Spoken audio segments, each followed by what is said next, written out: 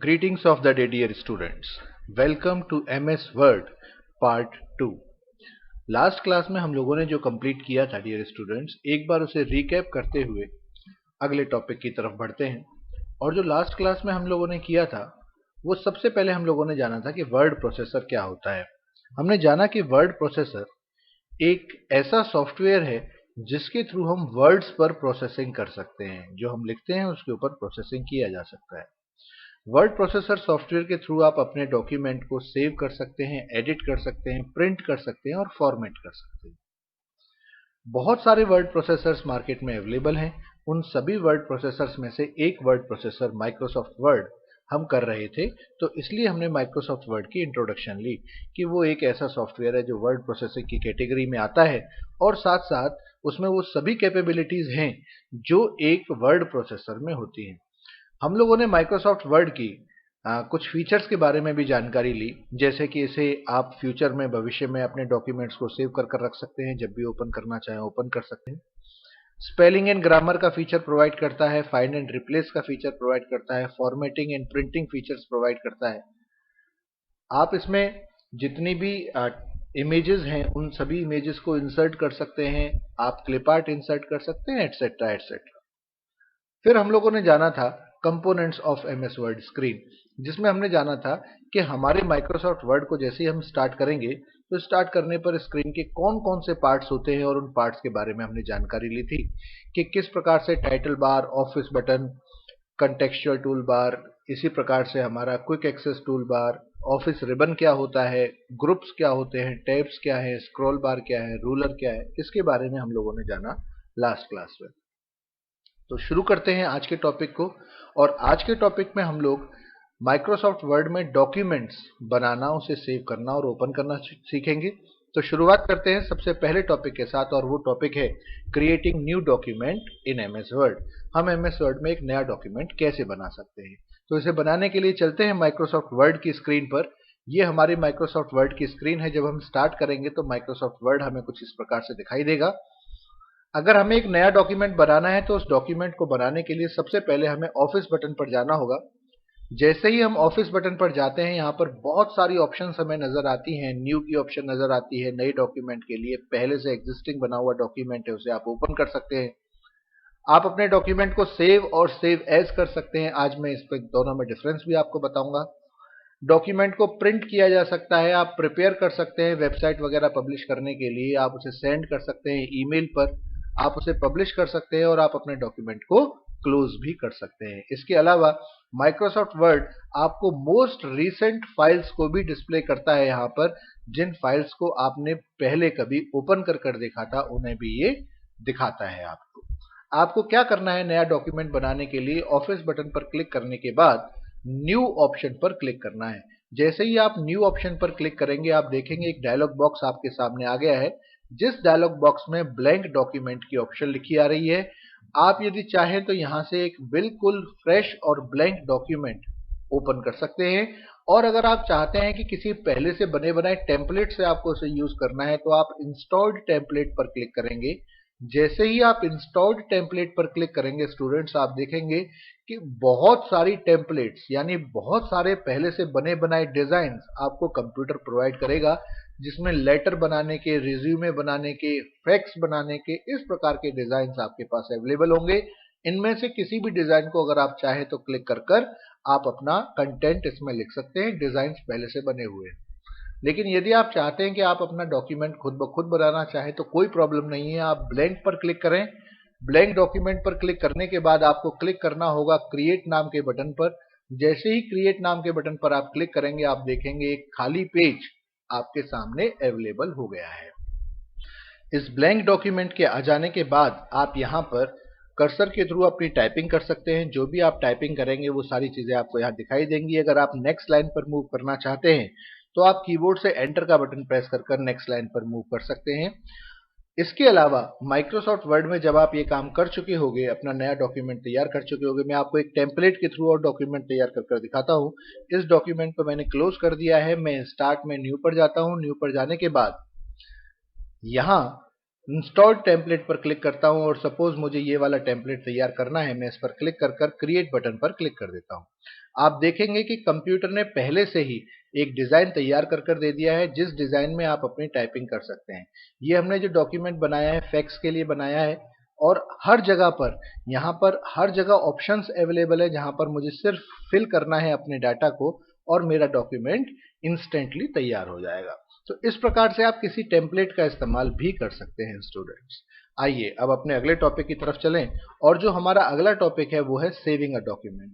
Suppose मैंने एक document तैयार कर लिया, और डॉक्यूमेंट तैयार करने के बाद मैं चाहता हूं कि मैं फ्यूचर के लिए उसे सेव कर रखूं, सो दैट कभी भी मुझे उस डॉक्यूमेंट की जरूरत पड़े तो मैं उस डॉक्यूमेंट का इस्तेमाल कर सकूं। तो कैसे सेव करना है अब हम ये जानते हैं स्टूडेंट्स।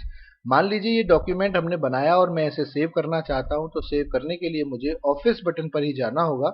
यहां मुझे सेव से रिलेटेड दो कमांड्स दिखाई देंगी, एक सेव और एक सेव एज। अगर मैंने अपना डॉक्यूमेंट नया नया तैयार किया है और पहली बार मैं उसे सेव करने जा रहा हूं, तो ये दोनों commands either it is save और save as, both of this command works same. इनमें कोई डिफरेंस नहीं होगा, दोनों बिल्कुल सेम काम करेंगे। It will ask the file name to you and you have to provide the name of file.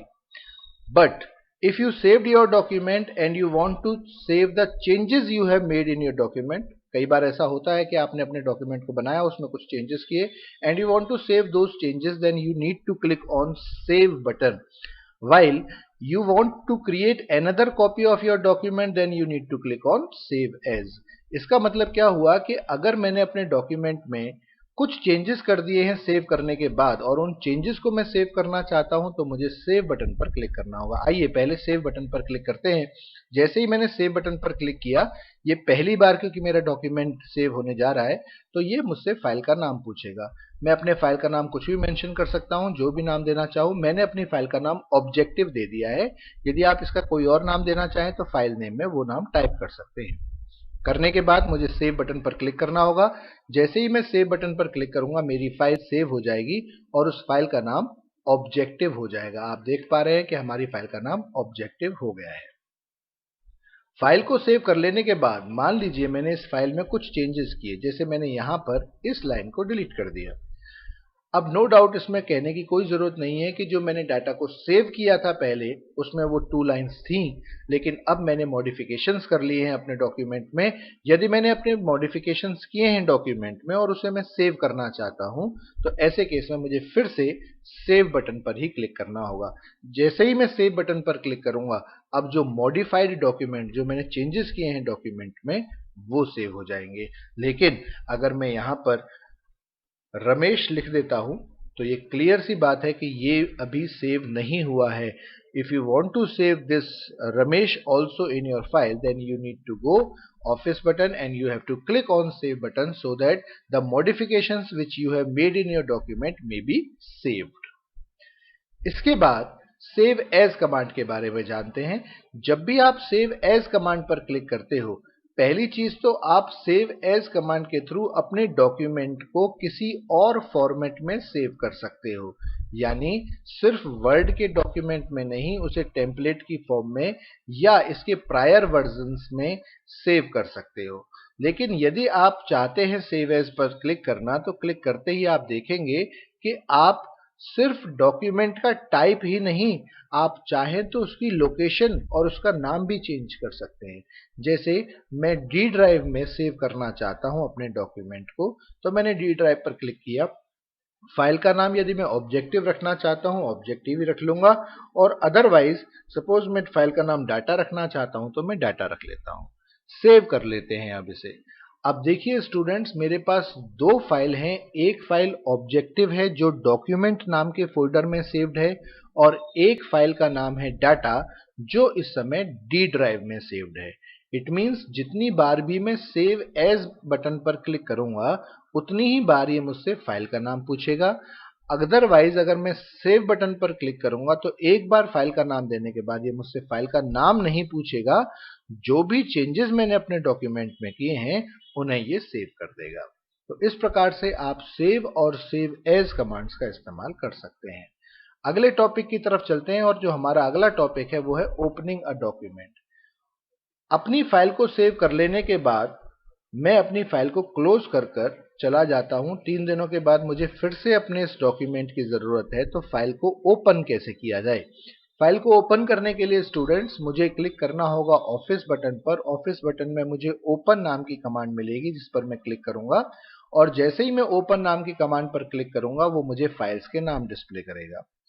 मान लीजिए मुझे टेस्ट नाम की फाइल ओपन करनी है, या डाटा नाम की फाइल ओपन करनी है, या फिर मैंने ऑब्जेक्टिव नाम की फाइल डॉक्यूमेंट्स में सेव की थी, तो ऑब्जेक्टिव नाम की फाइल मुझे सेव ओपन करनी है, तो मुझे उस फाइल पर क्लिक करना होगा जिस फाइल को भी मैं ओपन करना चाहता हूं, और ओपन बटन पर क्लिक करना होगा।